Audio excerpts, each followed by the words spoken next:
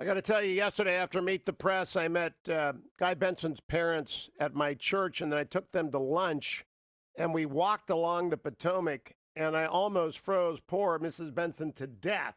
Michael Shear, are you in the Beltway this morning? I am, sir. Just outside, but it's cold enough, that's for sure. It is chilly. Hey, two things to cover with you this morning, impeachment and Iowa. I want to begin by asking, have you had a chance to read the trial brief filed by the House managers and their statement of material facts? I can't say I've read every word, but I've read a lot of it, yes. Okay, so I've read through it, and I think there's a fatal flaw in it. Can you say whether or not they're arguing the president interfered with the 2020 election or with the 2016 election?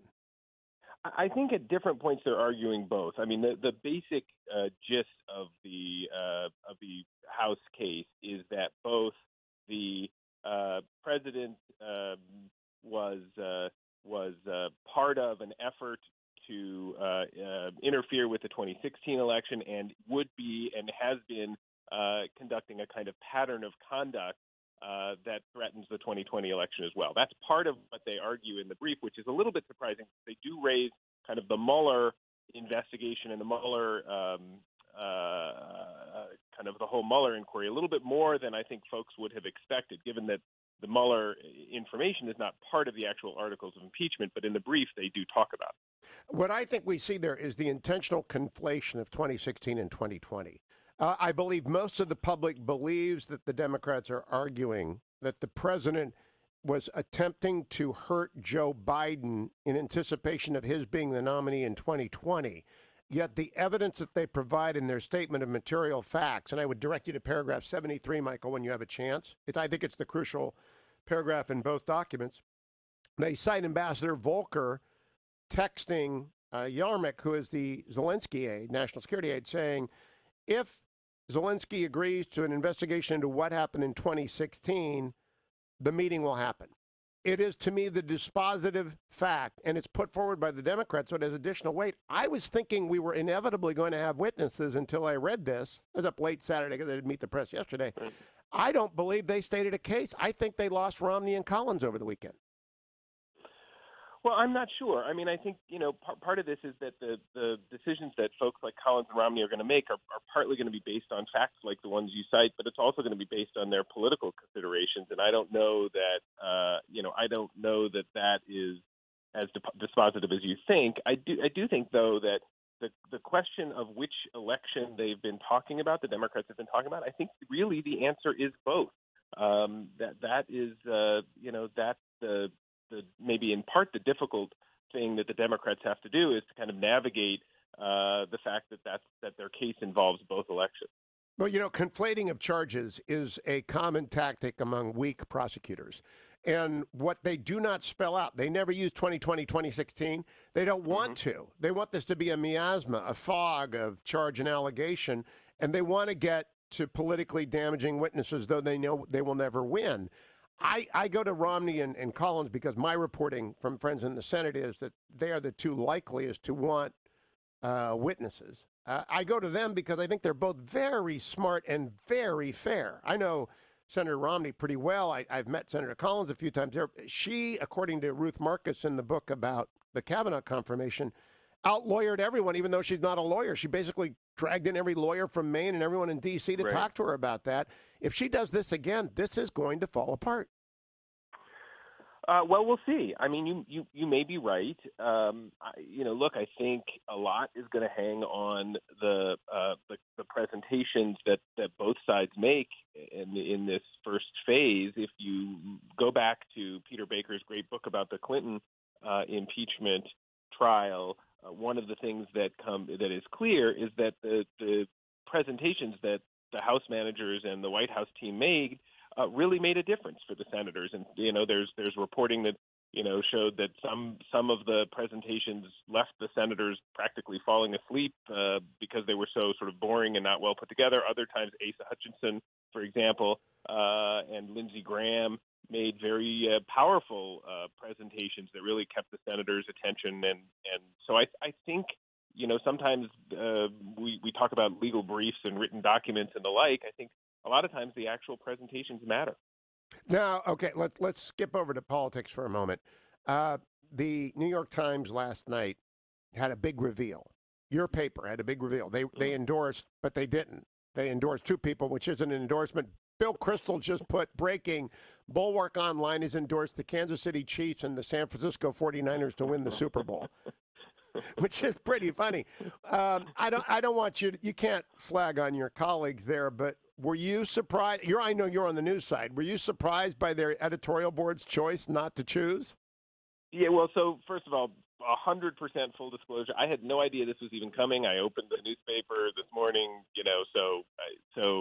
the news side generally has nothing to do with it, and I particularly had no knowledge of it. But look, I think it was an interesting choice. It in some ways does duck the question, right? It isn't a choice. On the other hand, I think the way they cast it was that they were making two choices, right? They were making one choice among what is generally considered the left side of the Democratic Party, that sort of wing of the party that's more the Bernie Sanders, Elizabeth Warren wing, and one choice among the more moderate side of the Democratic Party, the Buttigieg, Biden, Klobuchar wing. And so I think, it's an interesting choice. You're basically saying, here's the two people that we think the voters should choose among, and we'll see what happens.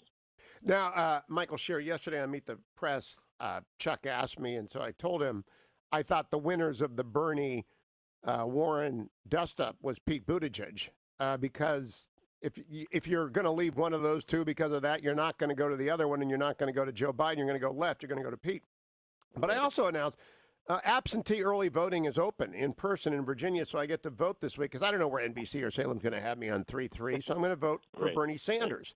And, of course, the Elizabeth Warren people weren't happy with me. If I was strategically voting, I'd vote for her because I think she's the easiest to beat. But I want an authentic choice between a socialist and a free market guy.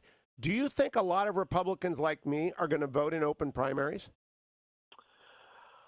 Maybe. I mean, I live in Virginia, so I certainly, I kind of understand that kind of voting. That as I've covered politics here for more than 2 people do that.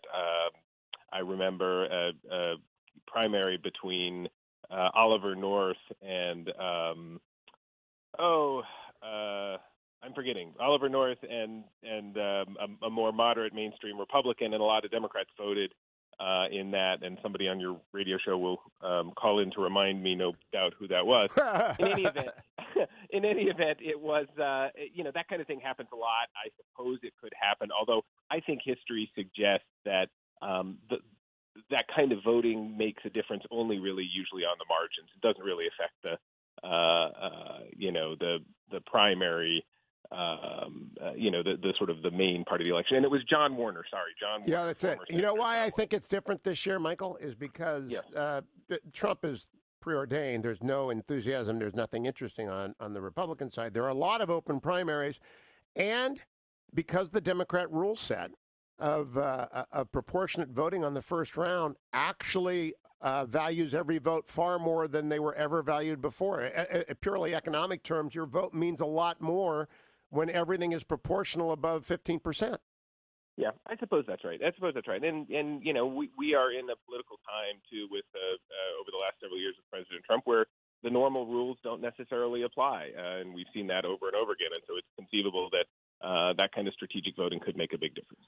Last quick question. Your colleague, Nick Kristof, and Cheryl Wadun, his spouse, have written this amazing book, Tightrope. It's a gut punch. I read it in 2 days. It's an absolute gut punch on white working class America.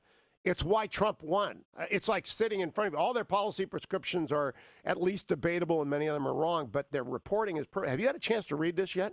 I haven't read it yet, but I saw that you mentioned it yesterday on Meet the Press, and I made a mental note to go get it because it sounds like an amazing book. Well, it explains despair in America and disgust with the political system in a way that J.D. Vance did 4 years ago, but this is from New York Times liberal columnists, right? That makes it different, doesn't it? Well, look, I think it's been – I think, the